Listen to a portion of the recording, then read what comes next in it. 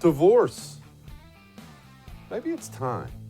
Before you reject that, just hang on. Maybe it's time. Plus, Mr. Potato Head and Senator Mike Lee tonight. All that's coming up right now on I'm Right.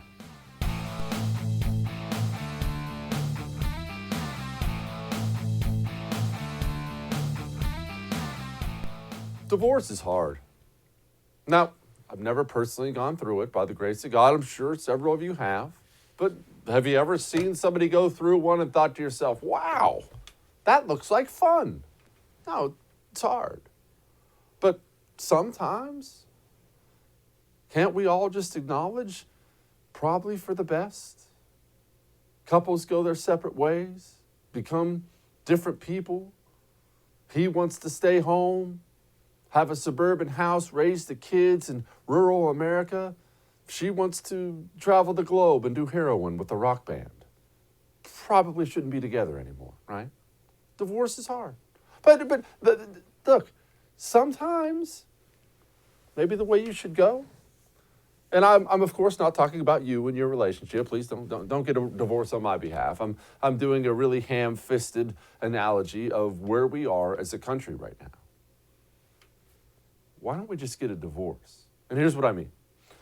A nation only becomes a nation if the people within that nation share common values and decide, let's come together. Look, you believe in this and I believe in this. And no, we're not the same person or whatever, but we all kind of believe the same stuff. Why don't we come together? Then we're safer as a nation. Then we have more economic prosperity as a nation. We trade with each other. It's just better. That's why we become a nation. You don't even have to think about it country-wise. A tribe.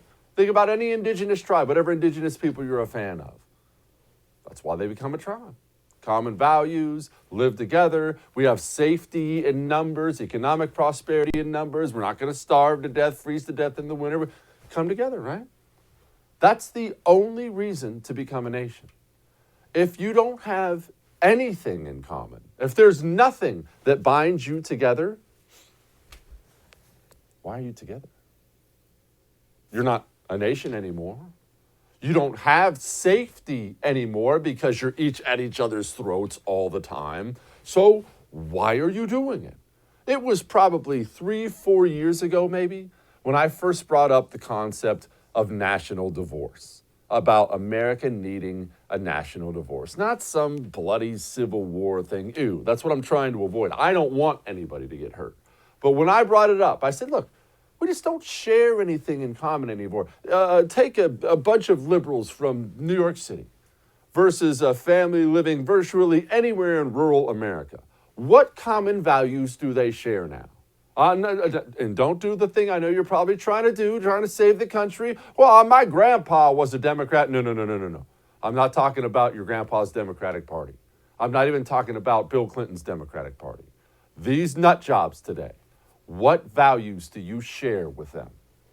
Anything. Name me one. Anything. There's not anything. So why are we doing this? If we force ourselves to live together like this, somebody's going to get hurt. And as big of a jerk and heartless sociopath as I am, I don't want to see a single person get hurt. Not on their side, not on our side. I want everybody to just live peacefully. We cannot possibly live peacefully if we feel this differently about everything. It's not humanly possible. A nation doesn't provide safety anymore. Now it provides exactly the opposite. Now it's a cage. We've thrown each other in a cage, and it's a guarantee we're going to fight. How different are we? Nothing lays it out better than this poll that came out yesterday. There were questions to Republicans and Democrats. What you care about, how you feel about this, so on and so forth. This was to the Republicans. How concerned are you that the following are a problem for the country? The top 3 answers for Republicans: illegal immigration, lack of support for police, and high taxes.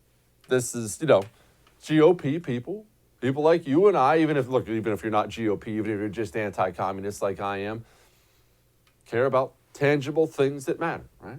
Illegal immigration, taxes, so on and so forth. Okay, setting that aside, let's not just puff our own selves up and brag that, we're the ones who care about things. What do the Democrats care about? They asked the Democrats, what do they care about? Top three. White nationalism, or I'm sorry, the top one was Trump supporters, white nationalism, and systemic racism. Tell me, how are we coming together? What are we going to come together on? They don't care about taxes. They want them higher. They don't care about illegal immigration. They're currently flooding the border with more of them. I don't really believe that Trump supporters are a problem at all. They're some of the most salt-of-the-earth people I've ever met in my life. White nationalism is certainly not a major issue in this country. I'm sure there are little pockets of it. I've never seen it. And systemic racism is a complete lie. So what are we going to come together on? There's no putting this band back together. When I first started talking about this, I had so many people on my side and their side screaming at me, "Oh, you're terrible, you're stupid, you want to break up the country." I don't get as many of those emails anymore. People are starting to realize there's no coming together. I want you to watch Senator Rand Paul today. I want you to watch him interrogate this guy. And you tell me, how are these two sides coming together? Because you'll very quickly realize which side you're on, you probably already know, and which side they're on. Why are we living together? Do you support the government intervening to override the parent's consent to give a child puberty blockers, cross-sex hormones, and/or amputation surgery of breasts and genitalia? You have said that you're willing to accelerate the protocols for street kids. I'm alarmed that poor kids with no parents who are homeless and distraught, you would just go through this and allow that to happen to a minor. I'm alarmed that you won't say with certainty that minors should not have the ability to make the decision to take hormones that will affect them for the rest of their life. Will you make a more firm decision on whether or not minors should be involved in these decisions? Senator, transgender medicine is a very complex and nuanced field. You know, if you've ever been around children, 14-year-olds can't make this decision. In the gender dysphoria clinic in England, 10% of the kids are between the ages of 3 and 10. We should be outraged that someone's talking to a 3-year-old about changing their sex. I'm waiting. I'm all ears. How are you going to come together with that? You ready for this? Do we even want to come together with that? I will be frank with you, as you know I always am, and I'm blessed to work for the First. They let me say whatever I want. I don't want to come together with that. I don't have any desire to, and I don't feel bad about it. If you are the type of person who believes that a child should be allowed to, without their parents' permission, mutilate their own bodies and try to change their gender, I don't want to live with you. Look, I pray you come around, wake up one day. It's not that I think you're the Antichrist or something like that, but I don't want to live in the same country with you. I don't need to know anything else. I don't share anything in common with you. I want you to stay way over there, and I'll stay over here, and we'll all just go about living our lives. And look, you can call that mean. That's fine. I don't want to live with you, period. I don't want to live in a country where a child's toy like Mr. Potato Head can't have a gender anymore. Oh yeah, that's right. This is from the AP. Quote, Mr. Potato Head is no longer a Mr. Hasbro, the company that makes the potato-shaped plastic toy, is giving the Spud a gender-neutral new name, Potato Head. The change will appear on boxes this year. It's obviously not about Potato Head. I'm not highly invested in Potato Head, but I want you to understand something.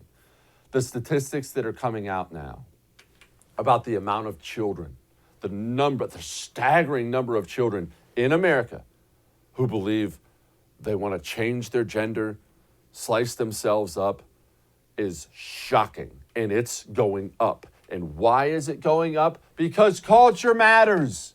Culture matters a lot, and they're constantly, kids who are extremely influenced, look, adults are too, but kids are easily influenced. They're drowning in this crap all day long. It's in their toys. It's in their music. It's in their movies. It's in their sitcoms. Oh, yeah, change your gender. Change your gender. Oh, you woke up today, don't like being a boy. Change your gender. Change your gender. This matters. What your eyes see and your ears hear, your mind believes. And this culture is so rotting and disgusting filth.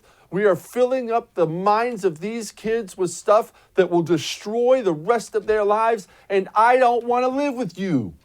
I don't want to be there with you. You want to journey down that road to insanity? Brother, have a nice trip. I'll fill up the tank with gas for you on the way. But I'm not coming along. I'm not coming along. And nobody's helping. Nobody at the higher end of the Democratic Party, which really is running this thing and enabling it every step of the way, none of them are helping calm things down. None of them are helping. Everything is racist and sexist and transphobic, and you can't have this and can't have that.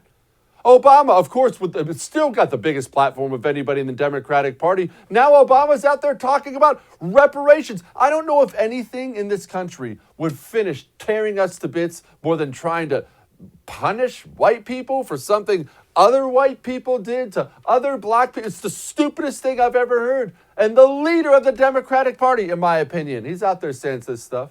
What I saw during my presidency was that the politics of white resistance and resentment, the talk of welfare queens and the talk of the undeserving poor and the backlash against affirmative action, all that made the prospect of actually proposing any kind of coherent, meaningful reparations program struck me as politically not only a non-starter, but potentially counterproductive.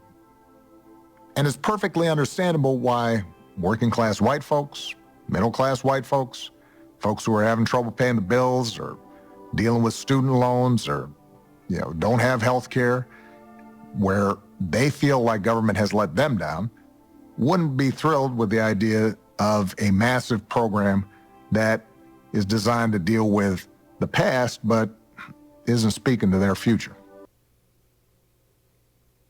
Don't you hate how he talks? I'm sorry, I don't want to get off on a tangent, but always so calculating and slow as he tries to figure out every single word he says. Who talks like that? Gosh, it drives me crazy. Oh, but don't worry. Don't worry. It's just, where do you send your kid? 7-8 hours a day? The government schools? Here's what you're sending them to. If you don't believe that there's white privilege, please don't teach. If you don't believe that Black Lives Matter, please don't teach. If you don't believe in systemic racism and how it negatively impacts our students of color and don't want to help dismantle those systems, please don't teach.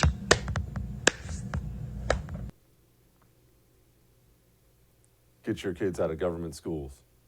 All that may have made you uncomfortable, but I'm right. We have to do something about this insanity. That's the thing. We can't just talk about it all the time. We have to do something to stop this insanity. We have to start taking back this government. I know what you're thinking. Well, how do I find them? What do I do? Mammoth Nation has already found them, and they're finding more every day. You become a member of Mammoth Nation. Your money goes to these candidates, but it's better than that. You get something for it. You get discounts. You get discounts on all the places you love, all the things you love. That's what happens to you. Traveling, hotels, telehealth. You get a laundry list of discounts for your money. Go become a member of Mammoth Nation. I'm a lifetime member. That's how much I believe in this. Go to mammothnation.com/Jesse. That's mammothnation.com/Jesse. We'll be back.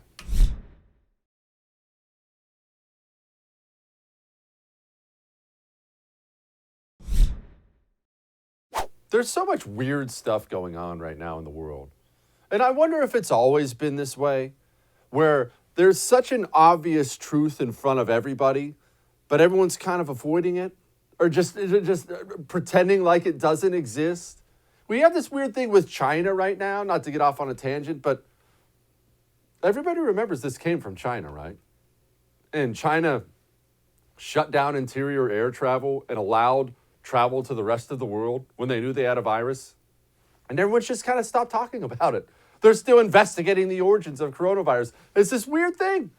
And Joe Biden is another weird thing. The leader of the free world, the president of the United States of America, is not mentally capable of doing the job. And everyone knows it. You notice how you never see him?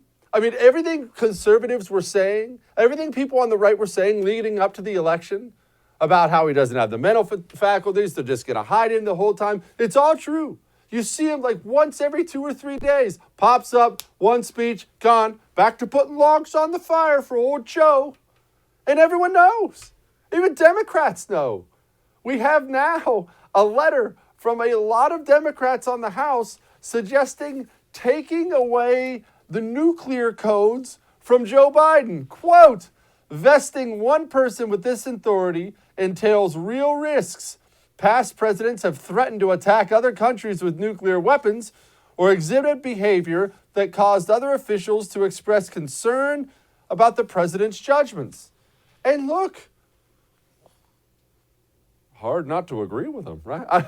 At this point, never did I think it was a problem before, but we do have, in this country, we have enough nuclear weapons to destroy the world several times over.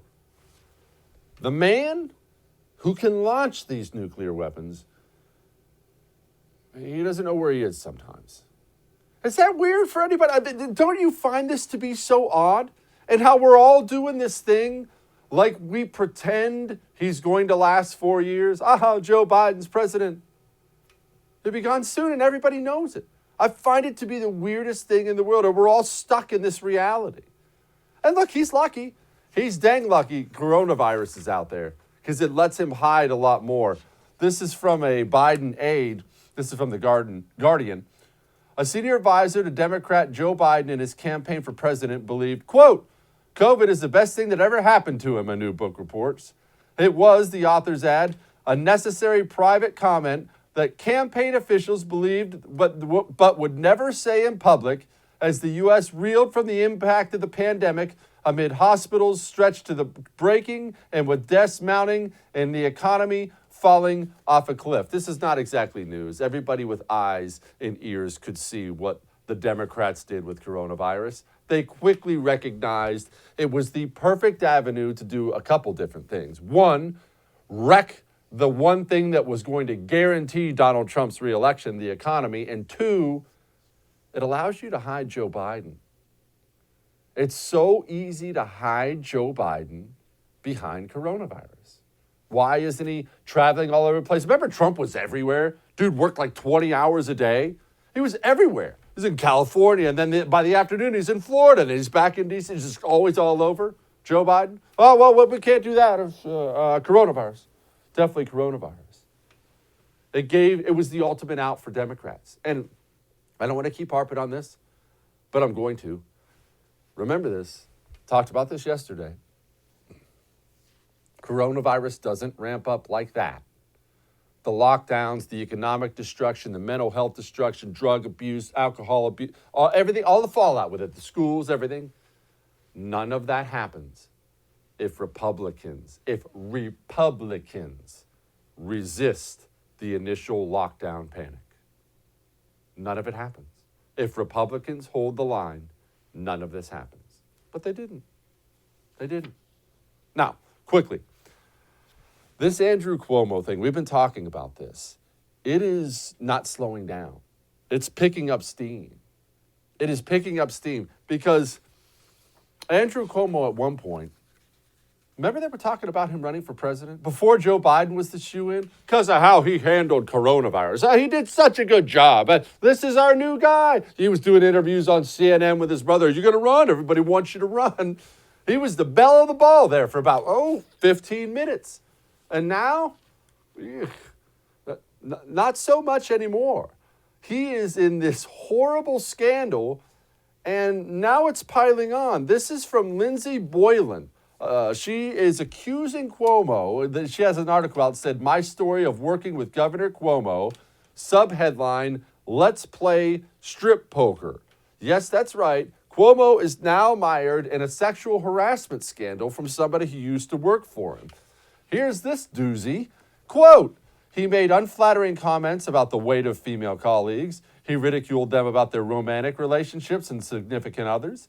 He said the reason men get women were money and power. Quote, we were in his New York office on the Third Avenue on Third Avenue. As I got up to leave and walked toward an open door, he stepped in front of me and kissed me on the lips. I was in shock, but I kept walking. Well, that's weird because, man, this Andrew Cuomo seemed really upset about that sort of behavior. There is a disrespect for women that this administration chronically exemplifies. After the Me Too movement, they did absolutely nothing when it came to sexual harassment. They have always diminished the charges of women. Always, consistently. And they're doing it again. To cheapen or ridicule the pain a woman suffers from a sexual attack. That's weird. That was from 2018. Almost like it's a different guy now. This is, look, I don't know how much of this stuff is real, how much of it's not real. I don't know. You never know with these things, but I know this. Like I've told you before, Andrew Cuomo made somebody very high up on the Democratic food chain very, very, very angry because the wolves are coming for him now. Now, don't get burned. Look, I'll tell you the experience I had. Open up my email one day. That's weird. That looks like my home title in my email inbox. Wait, that's my signature on it and my wife's on it. That's right. They hacked into my home title. I found out later it took them less than 10 minutes. They will hack into your home title. It's easy. Your home title's online. If they get it, they're going to take it to a lending institution, take a loan out against it, and they are going to leave town with the cash. You are going to be stuck with a massive bill. Don't get burned like that. Your home insurance, I can't stress this enough. Your home insurance is not going to pay it. You are going to pay it. Go to HomeTitleLock.com and sign up today. HomeTitleLock.com. Use the promo code RADIO. That gets you 30 free days of protection. We'll be back.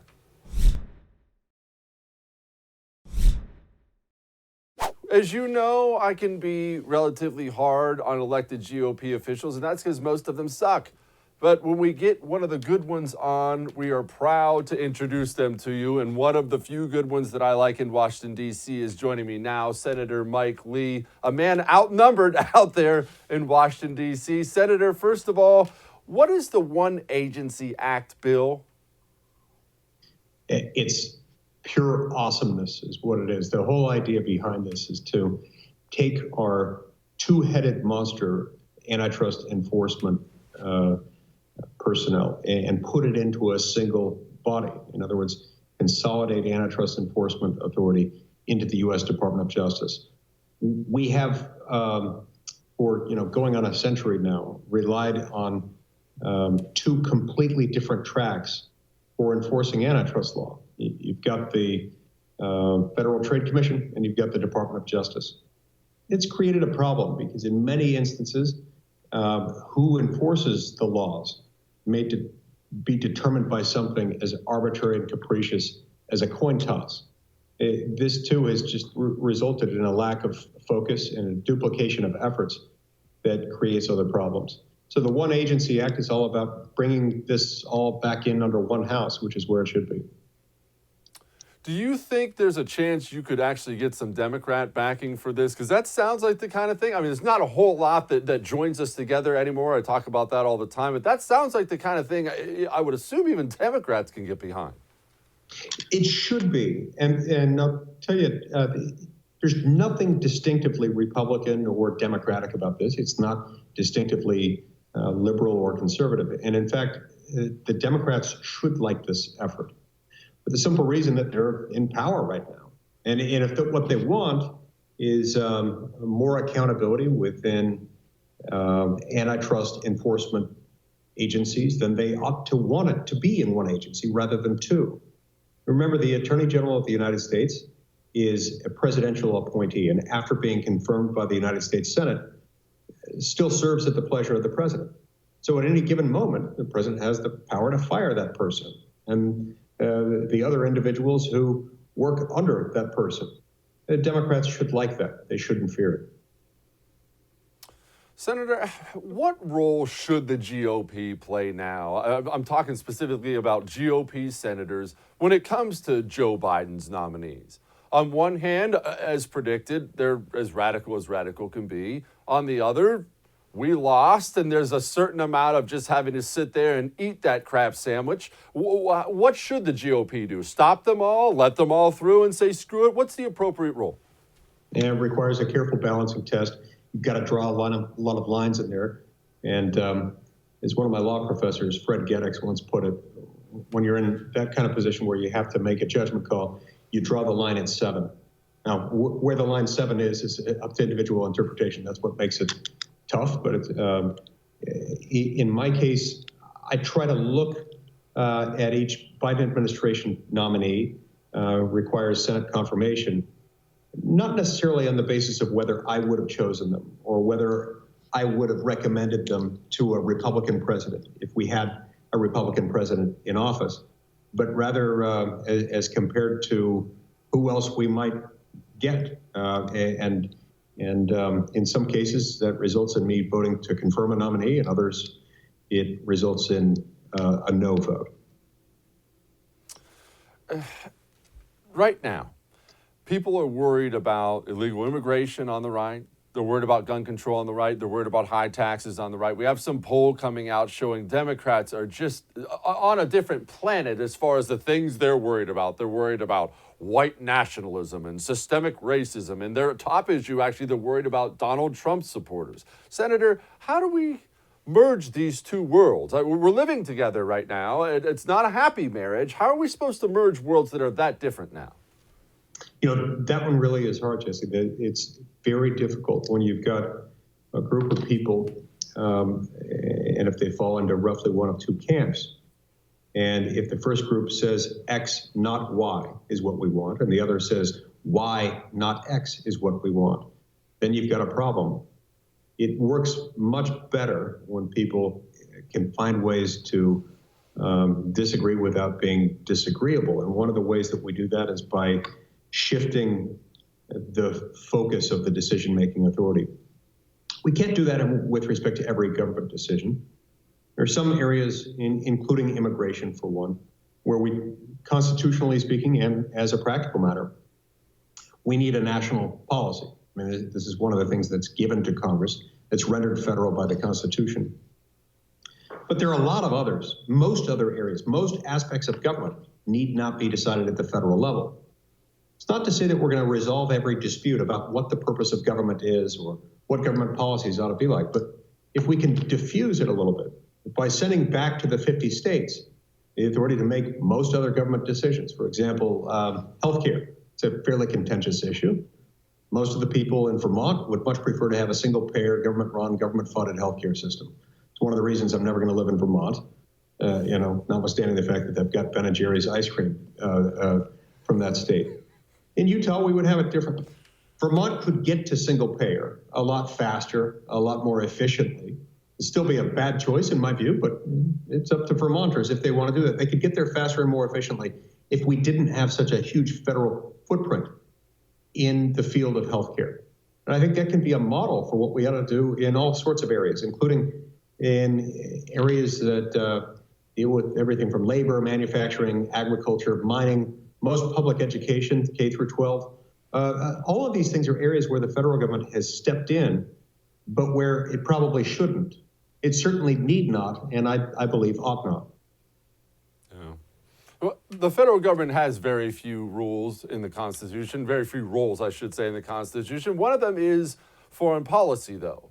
Donald Trump's more, I don't even know if you want to call it isolationist, less of a massive footprint everywhere foreign policy was one I was a huge fan of. I didn't like all that go everywhere all the time and stay forever type thing.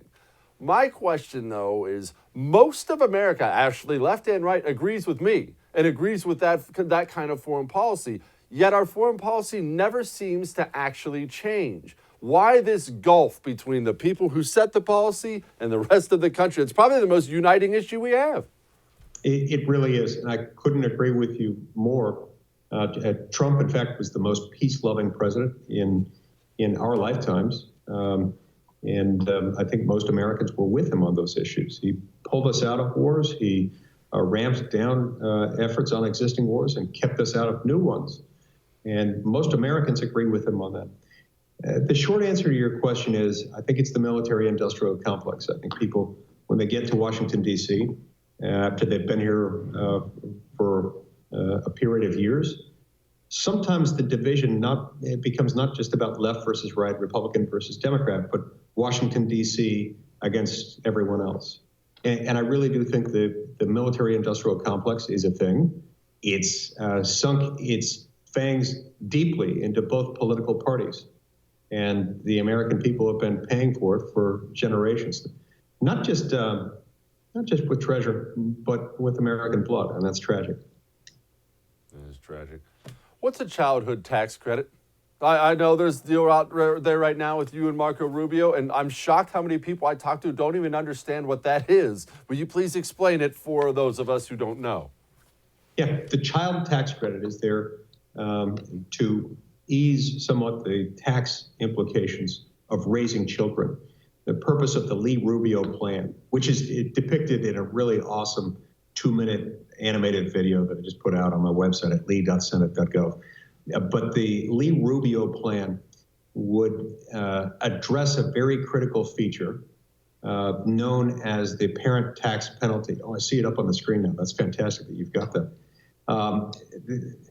Because of the way our federal income tax system interacts with our senior entitlement programs, Medicare and Social Security primarily, American parents end up paying more into the system in order to preserve those very same programs.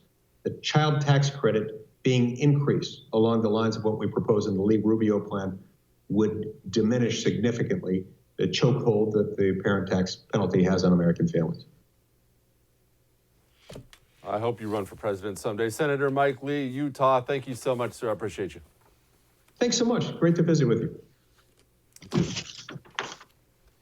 Look, we don't have many good ones. We got to hang on to the good ones we have for dear life. All right, we're not done yet. We'll be back.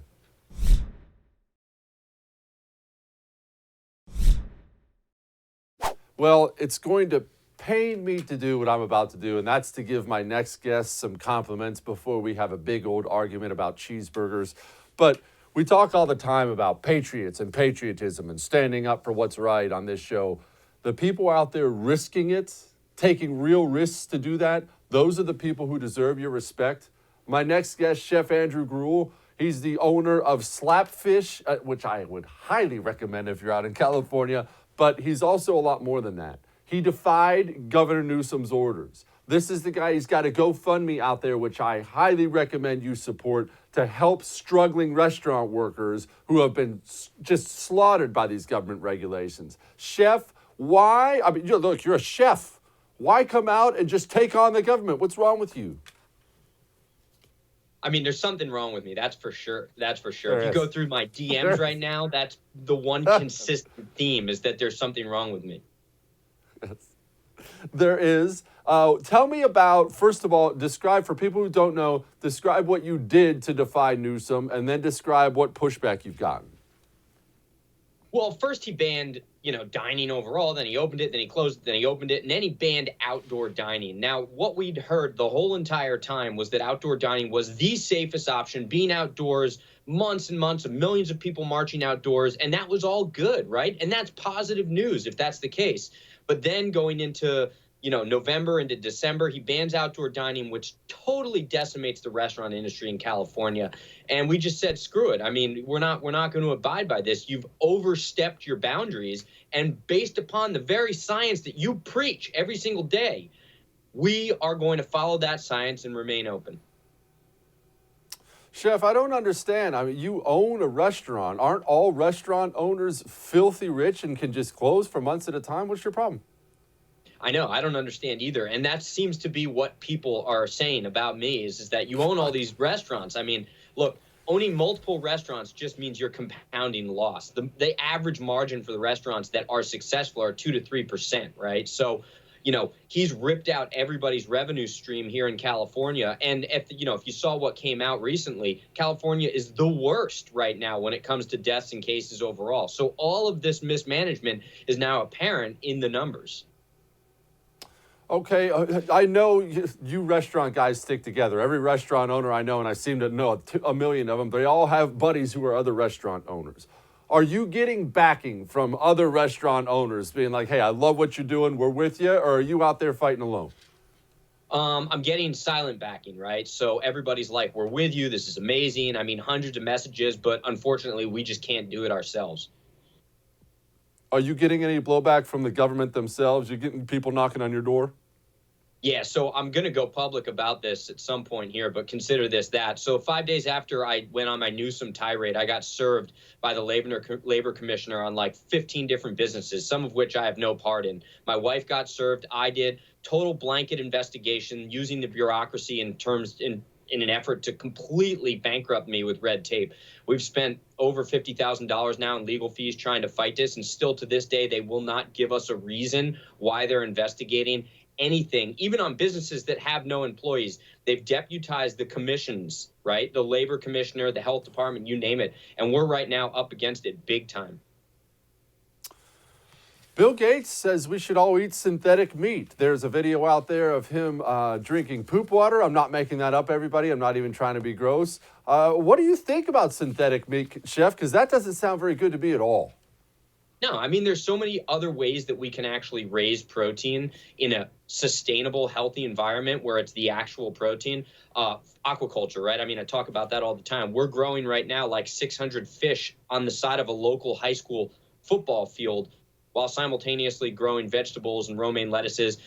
Synthetic meats, all that it is it's effectively Silicon Valley's answer to anything where they're just trying to generate more money, build more value. I mean, Memphis Meats, the company that originally tried to create the synthetic meatball and grow it in a lab, it would cost upwards of like $20,000 for one meatball. I mean, it's not financially feasible, but it's just another ruse. Chef, I have stated on several occasions that I make the greatest cheeseburger in the world. You have a problem with my cheeseburger. I would like to give you this opportunity. Please, you have the floor. Call me out for my white trash cheeseburger that tastes delicious. No, look, I mean, I'm ribbing online. I think your cheeseburger looks mediocre, and I think that's a huge compliment from me. You just got to toast the buns. You got to toast the buns a little bit better, or those juices are going to drip right through there, and you got to get more mayo in it. Okay, all right. You know what? I'm not going to push back on you on mayo, but why do I have to have a toasted bun? I'm not anti-toasted bun. I won't be painted that way, but sometimes the bun you want it to be soft all the way through. What's wrong with that? Gosh, look at that. By the way, everybody, this food you're seeing on there, that's actually food this guy makes. I'm not kidding. You got to go eat at his restaurant. Why do I have to have a toasted bun, though? Well, you think about the architecture, right? You need that foundation, okay, so that the sauces actually remain inside the dining vessel that's between your two hands. And if you're having a slider, don't toast the bun. It's one bite. It's in and out, right? It's like it's wet. That's fine. Use it as a napkin. But I'm telling you, toasting the bun. And if you're doing a grilled cheese, toast the bun on both sides as well.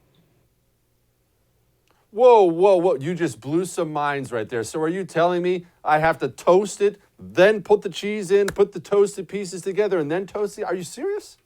Well, if you think about it, right, the best thing about a grilled cheese is that beautiful buttery exterior. You've got a whole, equal amount of surface area on the inside, so you can double that flavor, right? Why not double the flavor? Doublemint gum style. I love it. Chef, obviously you're successful. Everybody and their brother talks about wanting to own a restaurant. You've already pointed out the 2 to 3% profit margins of the restaurants. But look, restaurants are cool. Everybody loves them. Who doesn't want to own a restaurant and be the food guy? After the pandemic, let's set aside the pandemic stuff for now. What's some advice you can give to a young entrepreneur who's not just gabbing at a party, genuinely wants to start a restaurant? What would you tell them to avoid or make sure they do? Well, keep it simple. We've overcomplicated the entire restaurant industry. And if you look at those restaurants that have made it through decade after decade after decade, they focus on one thing, maybe two or three sides, but really one thing, right? So your hole-in-the-wall burger joint, your hot dog joint, your fried chicken joint, whatever it is, don't overcomplicate it. Fine dining, don't do fine dining unless you've got millions of dollars backing you. Pick one thing, do it really, really well, and focus in on that. And from day one, you got to focus on making money. You see, private equity has totally killed the restaurant industry because they just trade debt, and they make people think that you can build a significant amount of value without profit. That's not the case. Okay, I've always wondered this. Why doesn't everybody start a steakhouse? It looks so fancy, and the drink costs $900. Don't you make a lot more money with a steakhouse? You make a lot of revenue with a steakhouse. But once again, as I mentioned before, if you're losing money, the higher amount of revenue, the higher amount of debt. And in a steakhouse, the reason why those prices are so high is because the cost of real estate is also so high, and the cost of actually building the restaurant out. You need a lot of high quality equipment to do so. You know, right? You can cook a burger off the back of a Cadillac if you want. So why not do that? There's talk about this recall of Gavin Newsom actually being something that's a possibility. You are a California guy. Do you have any update for us? Are they actually going to take this guy down? How does this work? Yeah, it's definitely going to go to measure. So it's going to go to vote. They'll certainly have enough signatures. Now the question is, are we going to get enough votes to actually recall Newsom? People don't realize that while the headlines about him screwing up left and right go viral so quickly, he has a cult following within the bureaucracy of California. So there is enough people within the system that are going to dodge and weave and try and create a scenario where it's virtually impossible for him to actually get voted out. So that's, I hate to be pessimistic, but that's the reality of the situation. Why'd you do this GoFundMe for restaurant workers? It's not just restaurant workers. I mean, it's the restaurateurs as well. It's the whole entire ecosystem. We're always there for everybody, including, and most importantly, the politicians, right? How many deals have been struck over a 3-martini lunch? But now when it comes time for us to get a little bit of help, even if it's as simple as just unemployment benefits, they're gone. We've got people, it started in December, and I was getting call after call after call about people who needed funds just to be able to put Christmas gifts under the tree or put food on the table. It was an either or after they got their jobs ripped out from underneath them. So we put this together and said, look, if the government's not going to do it, we'll be efficient. We'll step up. Every single penny is being distributed, and we're even trying to match as much as we can throughout this fund as well. It's efficient. It's real. It's authentic. None of this bureaucracy. It's a way to do it. Amen. Chef Andrew Gruel, I wish you the best, man. I'll be eating at Slapfish when I get out there. Thank you so much. It's an honor. I appreciate it. It's a good dude right there, putting his money where his mouth is. And daggone, he does have some good-looking food. You know you can watch The First anywhere, right? Anywhere, anytime. As long as you got that right there. Or a tablet. You even get it on your smart TV. Yes, there's an app.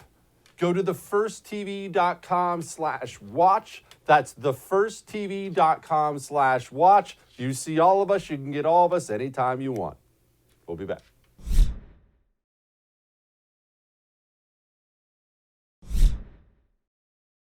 It is enjoyable when people are rude and kind of get what's coming to them. This video has been circling around online. I had to bring it to you. I will say full disclosure, I'm not 100% sure this isn't staged. I'm cynical by nature because it looks so bad for this woman. Nevertheless, here it is. Leave me alone. Why do you keep following me? It's honestly so creepy, and I'm going to call the cops. Man, okay? no. Because you guys aren't leaving me alone, and that's why women can't go out in the world by themselves, because of guys like you. What? Okay? So stop following me. You have? Oh, like, I don't know if you have like a gas. You have a thing hanging out of your car. What are you talking about?